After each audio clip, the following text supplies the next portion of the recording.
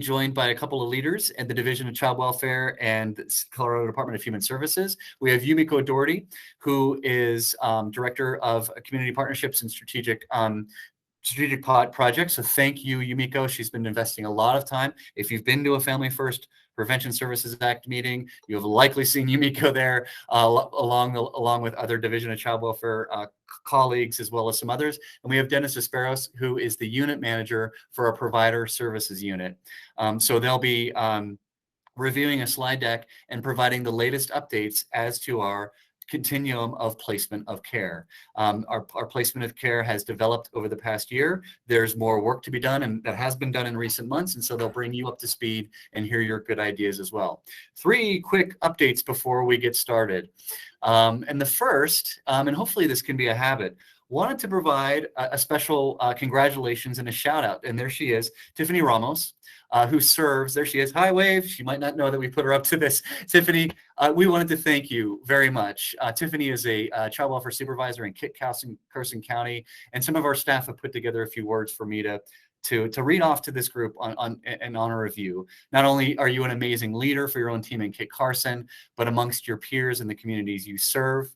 You're someone who really cares about the children, youth, parents, families that you see, and wants to ensure they're treated with integrity, fairness, compassion, and honesty, all the things that we want to ensure in our practice. Most recently, Tiffany volunteered to assist another county in their supervision of child welfare while they were going through some improvements with their own practice and some changes. You stepped in and treated that as a major undertaking like your own county, while simultaneously continuing your own role as a director in Kit Carson and ensuring your own team's needs were met. So thank you. You're insightful, you're supportive, great guidance and assistance to everyone across the state, not to mention the hours of time you put into reviewing assessments, case reports, individual supervision, all that. We're so lucky to have you, not only as a leader, but as a partner and an advocate in the child welfare system. There are a lot like you, but none quite as special as you are. So thank you, Tiffany. Keep up the great work.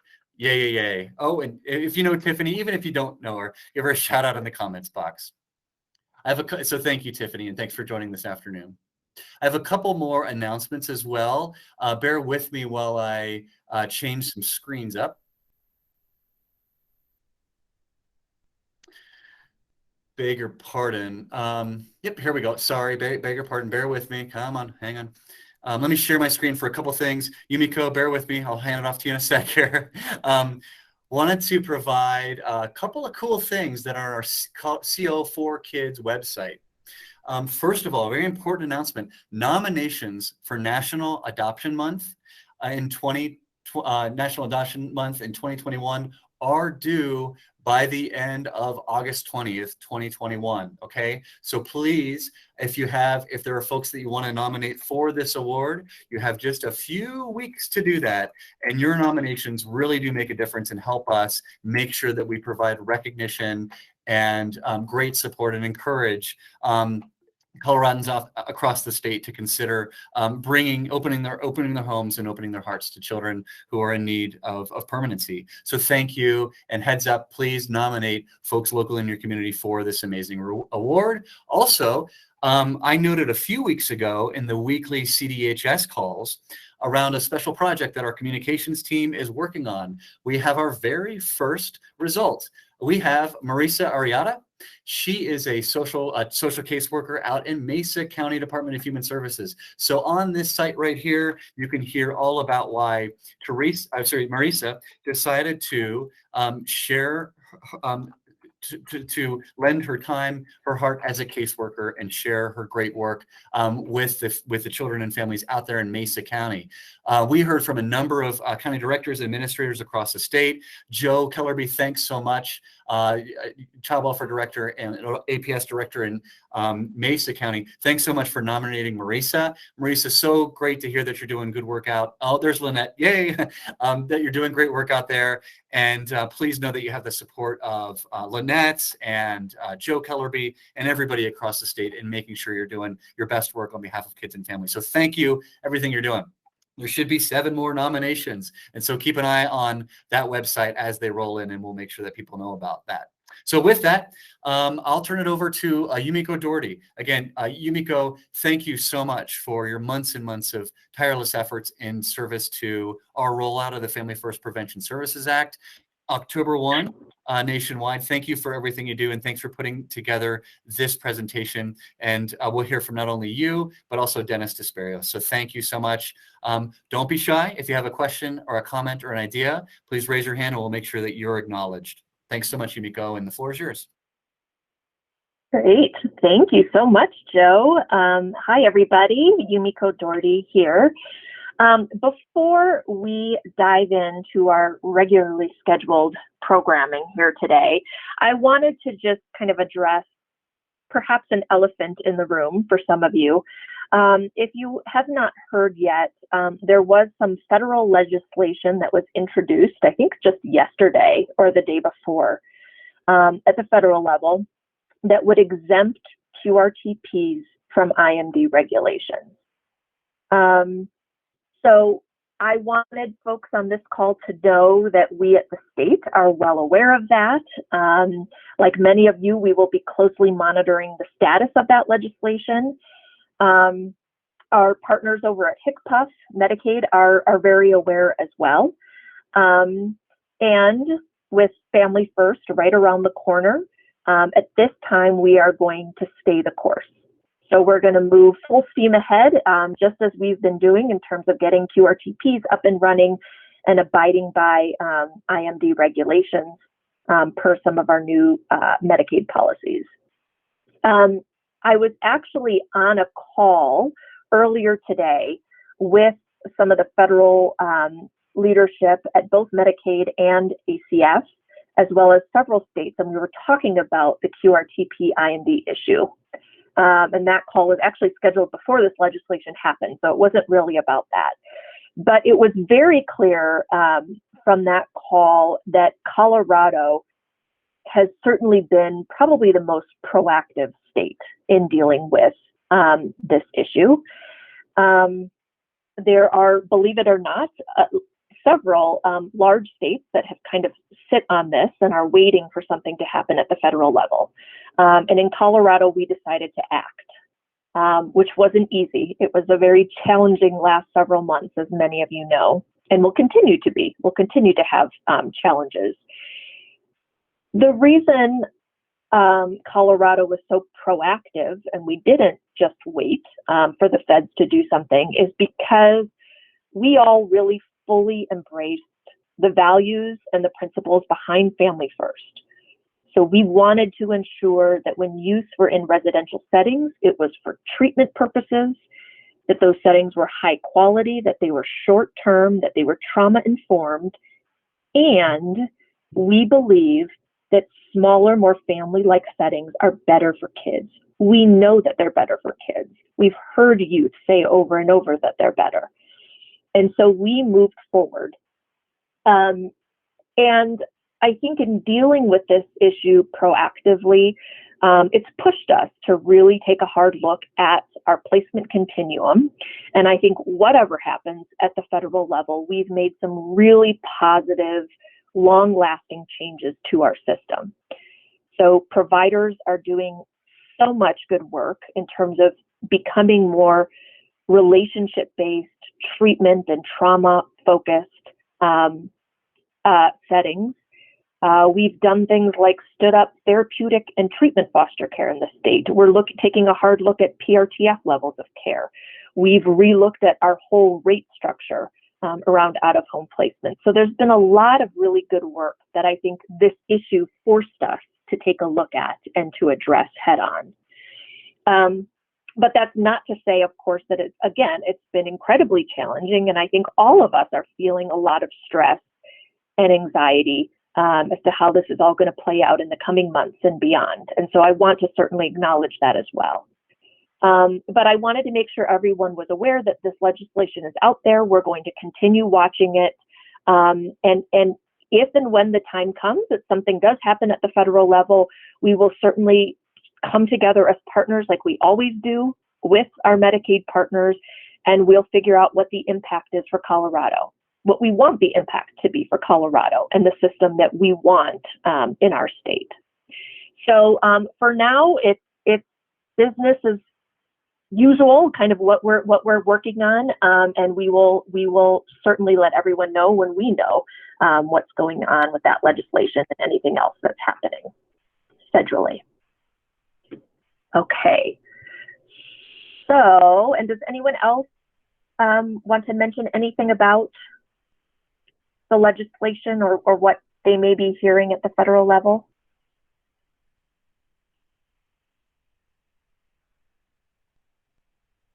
Okay. And so with that, Angelina, I think we can dive into our prepared slides for today. And as Joe mentioned, today what we thought we would do is provide some updates for everyone on all the efforts that have been happening around the placement continuum. I should mention too that there are still some outstanding questions and issues related, for example, to the 6-month aftercare requirements of Family First and lifetime limits in QRTPs and a few other things.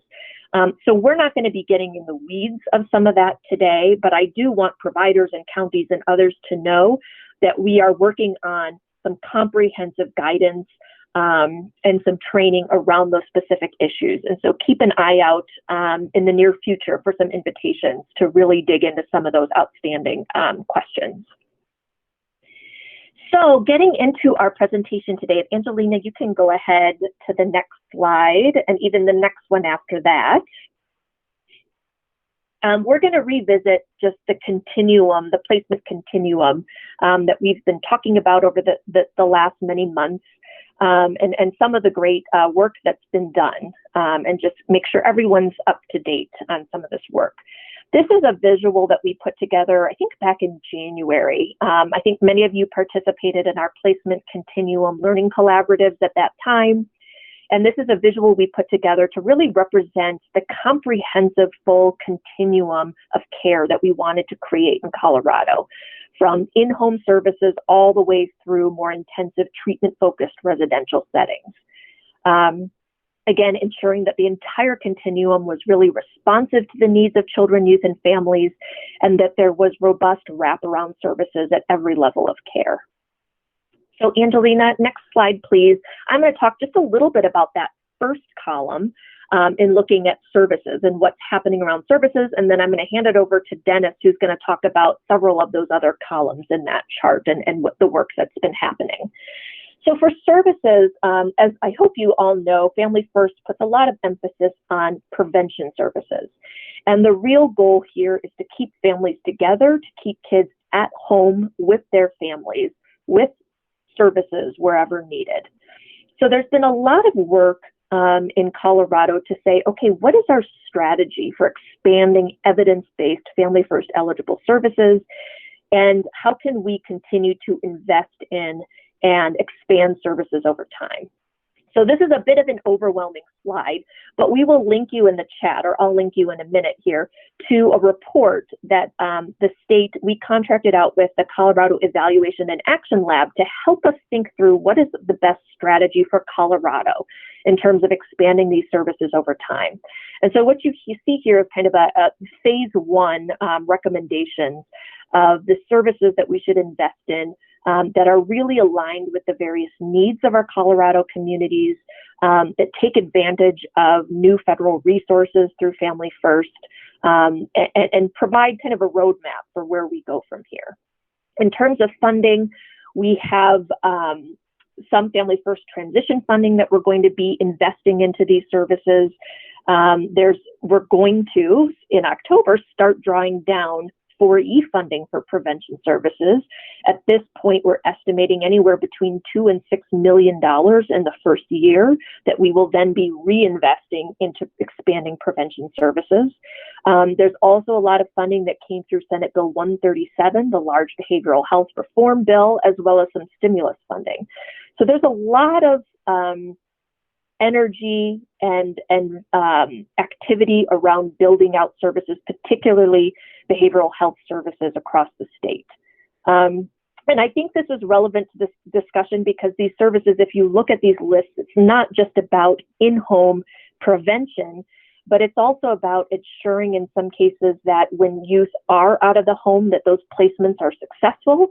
And some of these services are really critical to step kids back home and provide aftercare wraparound supports to families. So I think building out this continuum of services is going to benefit kind of the entire continuum of care in Colorado. So I think that's good for everybody. And with that, I'm going to turn things over to Dennis, who's going to talk a little bit about treatment and therapeutic foster care and what's going on in that realm. Hello, I'm Dennis Desparis again. Okay, so treatment and therapeutic foster care. Colorado has had treatment foster care for several years. Our issue with treatment foster care is that we haven't had very many homes. So there was a foster care work group that was commissioned by the Child Welfare Subpac to really look at treatment foster care, therapeutic foster care, and create therapeutic foster care, and then really look at the barriers to why that wasn't working and what we could do to improve that. What we found with treatment foster care, with working with the one provider that really does it, which is SAFI, is that by the time the foster care work group began work, SAFI was telling us, hey, we're in real big financial stress here. It costs us far more to do business than what our rate supports. So we really took the foster care work group really took that into account. So we worked through the rates on treatment foster care, and what we really thought on that was that, hey, it's an alternative to congregate care settings. Mostly, it's an alternative to residential childcare settings. So we really just took the residential childcare rate and we put it into the treatment foster care rate. I went back with SAFI and went through their finances to see what kind of rate would be a break-even rate to try to determine how many homes that they had. They had at the time 21 homes, and it looks like that we hit the rate right on for SAFI to do what they're doing, or for any other CPA to come to the table and do treatment foster care in a successful way, meaning putting the supports that you need to put in for the foster parents to be successful. It turns out that the rate is close to that. So SAFI will be able to do a little bit better than break even this coming year with their homes, with the treatment foster cares. Not a lot better, but they can do a little bit better than break even. So what we're hopeful for is that other child placement agencies will now find it feasible to do treatment foster care moving forward. We also looked at the rules for treatment foster care. Those really didn't seem to be the barrier. It seemed to be more about what are the services that are needed to support the homes and how do we pay for those services. And so we really had to look at the daily rate for treatment foster care. The other charge was to really look at therapeutic foster care and how to develop that and how to support that. We did create the therapeutic foster care rate, which is now in trails. And we also looked at, we're now in the process of looking at how do we recruit therapeutic foster homes. So one of the options, and one that we're pursuing right now that has been fairly successful, is we are trying to recruit group homes, former group homes that have not that have rotating staff, not group centers, but the actual group homes with group home parents, to say, hey, can you surrender your group home license? Can you do this type of care for us? And so far, this seems to be a good approach. I know that Kids Crossing at this point, I think, has 5 therapeutic foster homes. And then also we wanted to look at, okay, how do we recruit for therapeutic foster care just in general overall, like new homes? So we're creating like some approaches around that. When we looked at foster care, we also looked at the child maintenance rate for foster care. Originally, that rate was set by PCG when we hired an actuary to set the rate. The foster care work group really thought that we needed to take a different approach and say, hey, we need to create a tiered foster care rate based on ages. So the older a child is or a youth is, the rate goes higher. And we have 3 different categories. It's 0 to 8, 0 to 9, 9 to 13, or 0 to 8, 9 to 13, and then 13 and up. The 13 and up has the highest child maintenance rate. Not because we were building it on costs necessarily, although there's definitely some costs with teenagers, but more so that we could have like some kind of incentive for foster care homes. Because what we do know about foster care homes is that we seem to have plenty in the 0 to 8 category. There's lots of homes that will serve that population, but as children become youth, we have far fewer options in foster care. So we wanted to incentivize foster care homes in those categories.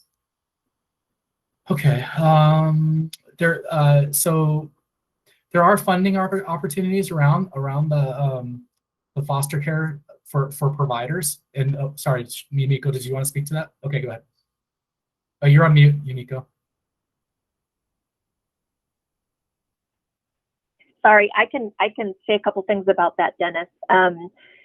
The funding opportunity, we are hopefully very soon releasing an RFA using our Family First Transition Funds that is really focused on this level of care, on serving higher acuity, high needs youth in family-like settings. So therapeutic treatment, providing enhanced supports to foster families, more supports for kinship, that kind of level of care. And so please keep an eye out. As soon as that's publicly available, we'll be sure to blast that announcement out to folks who may be looking at some funding to really stand up some innovative things around this level of care. So that funding opportunity is there. And then real quick on the state training support, it's something we're exploring. So one of the areas that the state feels that we can be supportive of the therapeutic foster care level specifically is in helping around the training aspect of it. Presley Ridge is the training model that I think most use in Colorado. And so we're exploring having some state-sponsored training for CPAs or counties that are really interested in moving forward and standing up this level of care. So again, keep an eye out for any announcements around what that will look like, and also to gauge interest among CPAs and counties and this would be like a train the trainer model around Presley Ridge. So that's another exciting opportunity that we're exploring as well. I think that's it, Dennis. Okay. I think we can go to the next slide. Okay. So QRTP capacity. Okay, I know this has been very stressful for counties, and counties have had a lot of questions about, hey, how many QRTPs are we going to have? Are we going to have enough? What does this look like given the IMD guidelines from HCPF? And there's been a lot of anxiety around this. But what I'm here to tell you today is that we're doing really pretty good with QRTP capacity. At this point, licensing is estimating we're going to have right around 230 QRTP beds. That's to start, so to speak. We might get higher moving forward. So we have right now 14 applications that are under review. Those are moving along nicely. There shouldn't be very many snags. And then there's 8 additional agencies that licensing is working with that have said that they plan to submit applications for QRTP. The hardest part about a QRTP application for providers is the trauma-informed model. So we have created some folks to really provide technical assistance for providers to work on those plans and get those plans over to the Office of Behavioral Health and get approved by the Office of Behavioral Health. So our lead person for that, for any providers on the call that might need help, is Tony Jackson. So if you need to contact him, let me know and I can put you in contact with him. He's also outreaching potential QRTP providers to provide this support for them. At this point, though, we've learned a lot about the application process for the trauma-informed model, and those things seem to be going quite a bit smoother than they had in the past. I think I'll pause there to see if there's any questions about the QRTP applications and trauma-informed models. Okay, good. But usually they're okay, good. Okay, so so now we should talk about the QRTP rate and the actuary moving forward. Okay, so the original actuary that we did not take into account QRTP. It only did costs on RCCF. And what the actuaries found at that time, and this is more than 2 years ago, was that the rate should be $294 a day. So we instituted that rate at this point. We worked with the Joint Budget Committee to get the funding to put to county allocations to actually increase that rate. Last year it was like $229 a day. So it's moved up significantly. Then there was a 2.5% increase. So now the QRTP rate, RCCF rate, is $304 a day. We also know that that's probably not a sufficient rate for QRTP. We don't know for sure, but we were required to hire an actuary this year to look at those QRTP rates again, and we're in the process right now. Sorry, go ahead, John. I was going to let you finish your part, and then I'm happy to jump in and give a little more context to the Medicaid piece. Yeah. Okay. Oh, good. Okay. So we have to have that work done by the work has to be in a plan semi-finalized by September 1st, I believe, and then the department can look at the plan, and then we will submit it to the Joint Budget Committee. My guess is because $294 and $304 was based on only RCCF, is that the rate is going to increase. So what will happen, and I don't want counties to get too flustered with this, what will happen then is the actuary will tell the JBC, this is how much it would cost you to fund this rate. So if you want to fund the rate of QRTP, I'm just going to make up a number. Let's say the rate goes to $400 a day. If you want to fund that rate, then this is how much money you would have to add to county allocations so that they could pay the daily rate. So we will do all that work with the JBC. We're not going to just raise the rate without also trying to put the money into the allocations for the counties as well. So I can pause there too. Okay, so the next part really is John Lockinen, and that is moving Medicaid. In RCCS right now, they have what's called a fee-for-service Medicaid that they can bill for very few codes: family therapy, group therapy, individual therapy. But Medicaid is going to move to a daily rate, but I don't want to take John's thunder, so I will let him explain. Thanks, Dennis. So I wanted to say, yeah, Dennis is correct. We are moving to identify a per diem for the clinical services component. So the rate that Dennis mentioned and whatever that rate is that's coming from Human Services, that'll be in addition to the clinical per diem that you can get from Medicaid. We are in a bit of a process as well. So we are going to be establishing a rate, and I'm hoping to have that rate to announce within the week. We've been really trying to get this resolved, but I don't have it today. I apologize for that.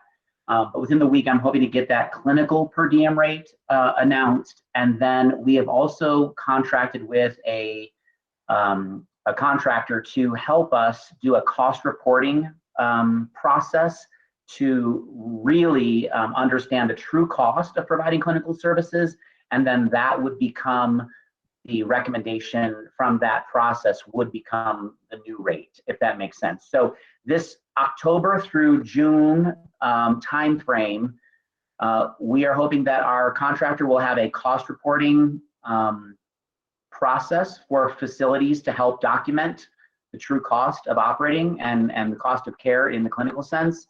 And then that data and that information will be used to actually inform an ongoing rate. But we are going to come up with a rate, and we have a rate that we're trying to implement here by October 1 for QRTP. So again, just keep in mind there's the maintenance fee and that per diem, but there's also the Medicaid per diem as well.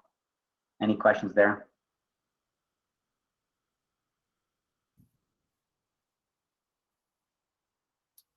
And just as a matter of ease, it will be one billing code. That's it. It's, I can tell you that it's 80019. We just reviewed it with our coding committee today. So it'll be a pretty simple process as far as initial claiming. But again, what goes into building that rate, we're going to start with a rate and then use true cost reporting to inform the long-term permanent rate.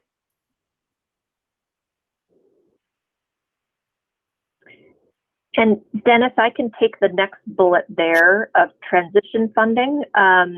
So in addition to the funding opportunity I mentioned on the previous slide, which is really at the family-based care level, there is also going to be an RFA put out no later than September 1st, which is really geared towards residential providers to support them in their transition to a family first eligible type setting. So that will be available to residential providers too. It's a little over 1.1 million, equivalent to 15% of the transition funding that Colorado received. And this was a statutory requirement that was added last session. So that will become available shortly here as well. And then finally, the state support around trauma-informed care, as Dennis mentioned, I think we're all realizing that that is a big piece of transitioning to QRTP, and it's also longer term work. That's really about transforming practice, everyday practice. And so we are committed at the state to providing technical assistance, training, and coaching to providers specifically around that piece. So stay tuned on exactly what that's going to look like as well.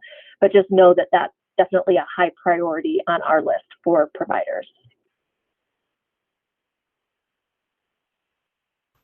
Okay, so, and John jumped off the call, and John's been my partner on a lot of this, but for a lot of you that are on the call, I have been my partners on this too.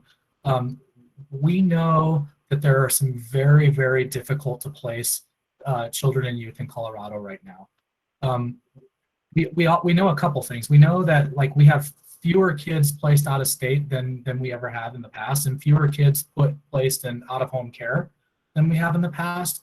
But we also know that there's there seems to be specific populations of children and youth that are really hard to place and that our providers right now are just not wanting to serve, at least not in our traditional way, right? So before I get into SB 21-137, I want to just reference the Laredin program. When El Pueblo closed more than a couple of years ago, we had a bit of a placement crisis, and it was it was with the IDD population. At the time, child welfare was called to the governor's office, and we went to the governor's office, and the governor's office said, okay, you have this problem that you have these kids that can't be placed. How do you propose to solve the problem? And we talked to them about, okay, there's a couple issues. One is this population is very expensive to serve. The other thing is that our providers don't want to, they're unable to serve them at the daily rate of RCCF, and also they're not geared up to serve them. They don't have enough staff. They don't have the specialty services in place. So we were very fortunate at the time that we had already hired PCG as an actuary, and PCG created, they did an actuary analysis on how to serve this IDD population in an RCCF setting and set the cost. So at the time, the cost came in at $620 a day to serve this population, which is incredibly expensive. So we also went to the JBC and said, okay, what needs to happen is probably you need to carve out general fund for the Division of Child Welfare, and the Division of Child Welfare will pay for the placement for the county, right? And we will tell the provider who gets into the provider, who gets one of the beds, and when those kids will be released from the provider. So effectively, that means that there's a no refusal policy because the state is making admission decisions. So Laredin, we did have a little bit of a rough start at Laredin, but now Laredin is operating really pretty well. It's operating fully at 10 beds. We know 10 beds isn't even close to enough, right? But there's a couple expansions here. So SB 21-137 was really targeted towards the Office of Behavioral Health. And I don't know all of the specifics of that bill, but one of the things that happened in that is that it gave $5 million to the Division of Child Welfare to say, okay, you guys do something similar to the Laredin program. Look at the population of kids sitting in an out-of-home placement or out-of-state placements, and also look at kids that are in hospital stays right now. Contract with the facility at a sufficient rate that the facility can staff up to where they need to staff, guarantee the daily rate, which we're going to do, and then stand up the services. So at this point, the Division of Child Welfare will be running an RFP for providers to come to the table to stand up these beds. We're looking at, out of SB 21-137, we're probably looking at right around 15-ish beds that we want to expand to, maybe a little bit more, depending on the cost. We know the cost is going to be really high. We know the cost is going to probably be more closer to the $700 a day range for the children and youth that need those services to go into that program. But for the providers on the call, we would really encourage you to look at the RFP when it comes out. We think it provides you an excellent opportunity to, one, know what your budget is and be very financially stable, but also be able to staff up to the levels you would need to staff up to serve these populations. So that RFP will be coming out soon, and I will work with our providers and make sure they know when those RFPs are coming out for that. Additionally, so I should go over the projected timeline. We're running we'll get the RFP out soon. We want to get a provider contracted with, and we want to stand up these services no later than January of next year. That's kind of how we did it with the Laredon process and earlier. So additionally, SB 21-276, what came out of the JBC, and the JBC told us, okay, 10 beds is not enough for what you did out at Laredon. We need more than 10 beds for this IDD population. So we're going to expand with general funds. We're going to expand that by 5 beds, but it's also going to be a 10-bed program because we're going to supplant some of the general fund using CHIRP funds. The CHIRP daily rate, the highest CHIRP daily rate, will allow us to fund the program fully, but also expand it from 5 to 10 beds. The mechanisms by which that will be done are a little complex. I don't know that we need to get into that, but we will be looking to we will be looking for another provider to come to the table for those 10 beds as well. So what I would say to the counties on the call is that by January of next year, the state will have 30 beds contracted under us, that we're providing this very, very high daily rate. We are paying for the high daily rate, but also we're the ones kind of controlling the admissions and releases to the facility. So we know right now we got to get to January, and some of these kids are really getting difficult to place, but we're hoping this really alleviates a little bit of the problem that counties are facing right now. I can pause there if there's any questions around those 2 bills and the funding mechanisms.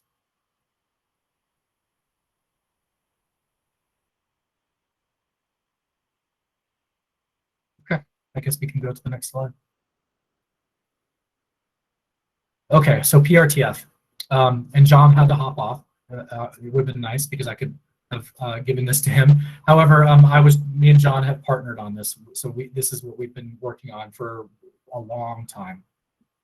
Okay, so the PRTF rate was set back, I think, in 2008, and a lot of the folks on, I see Karen Yarberry, I know she remembers the history of this along with me. PRTF kind of came about when we moved from, when Medicaid came to the state of Colorado and said, hey, we're not going to pay your daily rate in these treatment residential childcare facilities anymore. We're only going to pay for the therapeutic services. And so we had to work on that. We became residential childcare facilities. We had to fund those facilities in different ways. One of the things was fee-for-service Medicaid. The PRTF kind of came out of that. PRTF is federally defined, right? And at the time, we had an actuary done way back in 2008, and they said the daily rate for PRTF is $400 a day. And we never, ever did anything with that. And the reason we didn't do anything with it is because Colorado counties never really used PRTF. There might be, at any given point in time, there might have been 1 or 2 Colorado kids in Colorado PRTFs. So what happened was the Colorado PRTFs, of which there are 2 right now, started serving out-of-state kids. They really didn't focus on Colorado kids at all. And that kind of worked for those providers up to this day, really. So John and I had to look at the PRTF rate. So at this point, the PRTF rate is $750 a day. And that took place on July 1st. Counties don't pay the $750 a day. They pay 20% of the $750 a day. Healthcare policy and financing pays the remainder of the rate directly to the provider. So there are providers that are going to come to the table to be PRTFs, and a lot of the reason they're going to do that is because they're going to fall into this IMD category if you have more than 16 beds. So a good example would be Southern Peaks, very large campus, licensed for over 100 beds, PRTF is probably where the direction they need to go, right? So we're working with a few different providers right now to come to the table to do PRTF. At this point, it looks like Third Way Lowry, which is, I think, like 45 beds, and then it's Southern Peaks and DCH. Others, I think, will probably maybe come to the table. What I would say is that out of those 230 QRTP beds, that's probably not enough to serve our entire continuum that might need that level of care. It's close, but it's not. But also what we know is that a $750 a day rate should allow providers to staff up to the levels they need to serve these highly acute kids that should be in PRTF. PRTF is a higher level of care than QRTP. Okay. If there's no questions on that, we can move to to the next slide. Do you want me to take this one, Dennis? Yeah, because I'm not some of it I'm not familiar with. Yeah, I can do yeah, we weren't going the state placements. I definitely will do that piece. So okay. So this is just a list of some of the other efforts that are happening around the placement continuum. I want to mention that there's a lot of things happening in the behavioral health realm and Medicaid, and a lot of discussions around where we're investing stimulus funding. So there's a lot happening beyond child welfare. But these are some of the efforts that we're tracking closely that have to do with the placement continuum. So for example, there's an effort underway to really come up with, both in terms of residential providers and foster homes, a better sense so that we can have real-time information on who the providers are across systems, across levels. So there's an effort to do some GIS mapping of foster homes, including therapeutic and treatment foster homes. And then further down on the list, you'll see that OBH is contracting out for a vendor to create a provider directory that will provide real-time data on where there are open beds across our providers, as well as what are their various specialties and their programming. So we can do a better job of matching youth with appropriate options for placement and treatment. So that's exciting. There's been a great group of county and state folks and providers that have come together looking at this idea of a centralized staffing model. Kristen Melton from DCW is heading up that piece. And I think there's some really good discussions on the needs beyond kind of the current creative solutions model. But really, how do we bring together the right folks at the table proactively when we have kind of more higher acuity complex needs with kiddos. We're doing an analysis within DCW of out-of-state placements, as well as those facilities out of state where our kids are going, to better understand that population and why we can't serve them in state. So that analysis is happening. There's been a lot, which I'm not going to speak to, I don't have all the details on this, but a lot around Senate Bill 222 implementation and building up our behavioral health network. And then finally, we are about, or the state is about to launch a behavioral health task force, specifically, again, looking at how do we invest these hundreds of millions of dollars in stimulus funds to really build up our infrastructure around behavioral health. So a lot of things happening, and this is just kind of the short list here, that I think impact our placement continuum and our ability to better serve children and youth in Colorado. I do want to kind of go back to the analysis on a lot of state placements. We have begun that work, and we have a pretty good understanding of this now. So healthcare policy and financing has about 40 kids placed out of state. Child welfare has another 20. And then there's these children and youth stuck in hospital emergency rooms. There seem to be some similarities among these children and youth. One is that they're either on the IDD scale spectrum somewhere, or they're on the autism spectrum. That's one characteristic. The other characteristic is that seems to be paired with a mental health diagnosis as well, along with like behavioral things such as aggressive behavior. as well. Those are generally what the children and youth look like that are getting placed out of state. Now we know there's other populations that counties are having a really hard time placing, and we can address that as well. But those are smaller numbers, but it does look like most of the kids that are placed out of state or they're stuck in hospital emergency rooms kind of fit this mold of, they kind of fit those characteristics.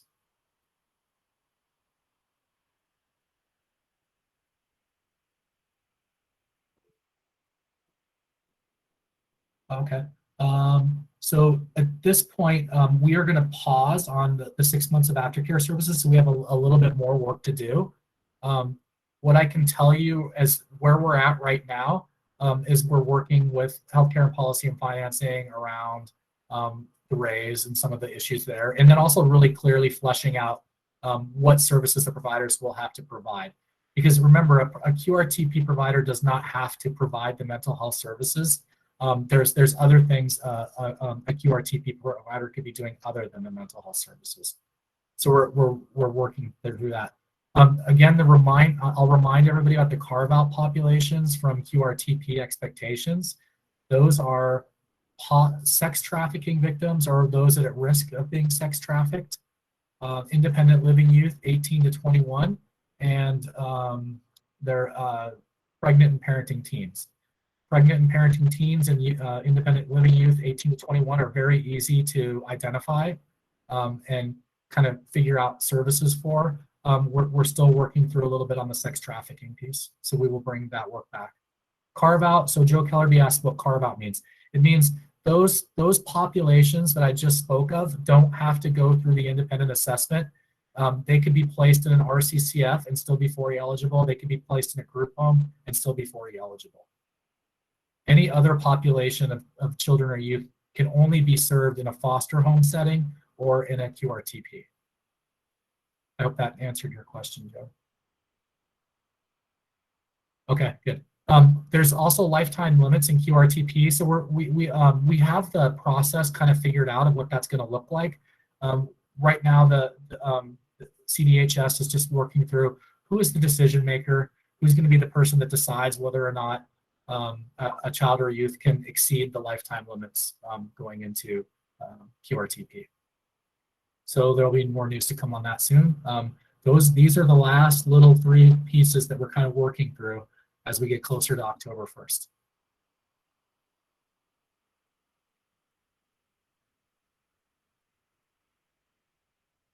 This slide 10 is the last slide, I guess. Yeah.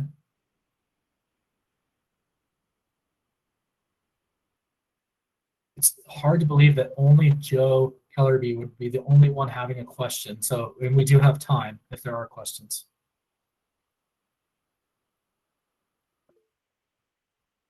Megan, you're up. Yeah, Dennis, I was curious when you're talking about that analysis you all are doing regarding kids placed out of state. Sort of, you talked a little bit about details, but is that analysis something that will be public and that can be shared? It would be, I'd be really curious to see it. Yeah, I mean, we can do it in some kind of aggregate form because, like, I mean, we can't really do any identifying information. I'll say, oh, sorry, Dennis. No, go ahead. Just to say, Megan, we are doing that analysis now. And like everything, it is pointing to more questions, right? And the need for some more data. As Dennis said, I think there's some big themes that absolutely we have learned and can share out generally. And I think there's, some more work to be done that's going to be ongoing around that population too. Yeah, because I can tell you right now we're struggling with teenage girls with like suicidal behavior that run from facilities. So there's other populations of youth that are difficult to place as well right now. So we really need to dig into that.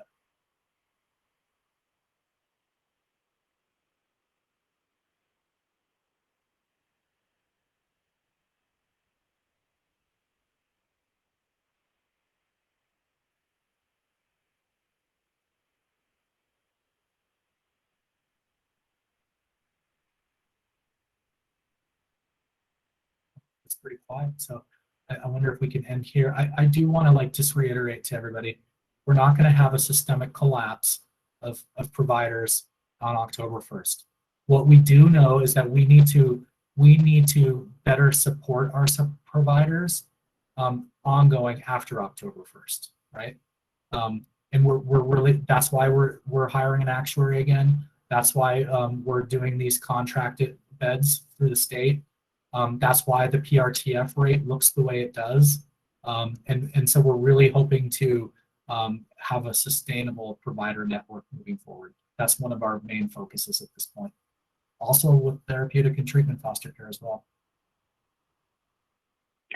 And I just wanted to add to that, to give us all a pat on the back and some encouragement.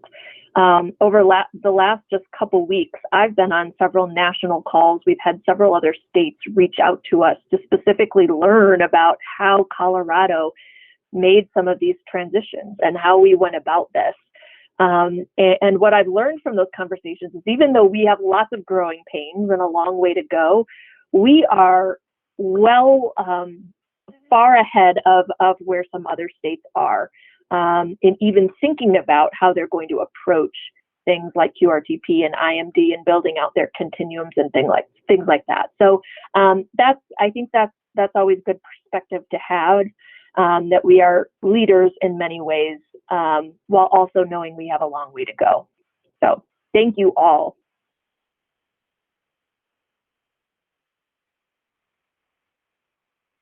Okay, with that, I think we will end today, and I am almost positive we will have another provider continuum focused town hall before we hit implementation. So thank you all.